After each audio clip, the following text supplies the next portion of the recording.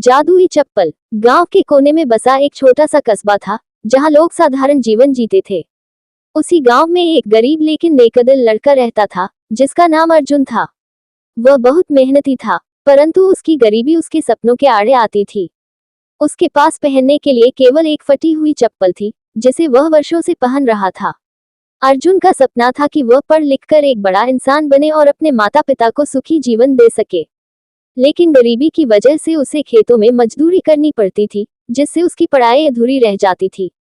एक दिन जब वह काम से लौट रहा था, तो उसे जंगल के रास्ते में एक अजीब चमचमाती चप्पल मिली। वह चप्पल साधारण नहीं लग रही थी। अर्जुन ने सोचा कि शायद किसी ने इसे खो दिया होगा, लेकिन आसपास कोई नहीं था।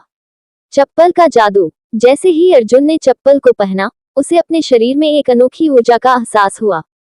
उसे लगा कि उसके पैरों में कोई जादुई शक्ति आ गई है। अचानक चप्पल ने उससे बात की।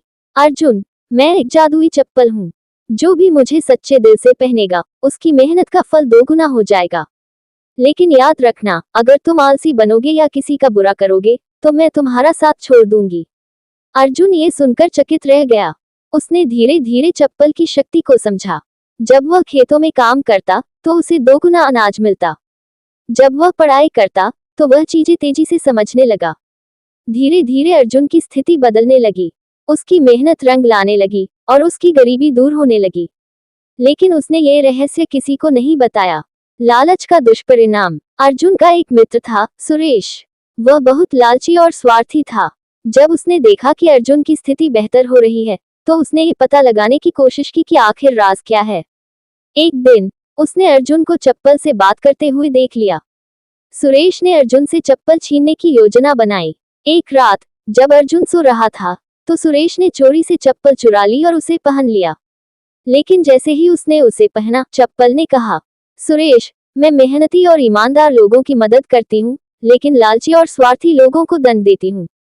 तभी चप्पल ने अपना जादू दिखाया और सुरेश के पैर पत्थर के हो गए। वह दौड़ने भागने में असमर्थ हो गया। डर के मारे उसने अर्जुन को सब कुछ बता दिया और उससे माफी मांगी।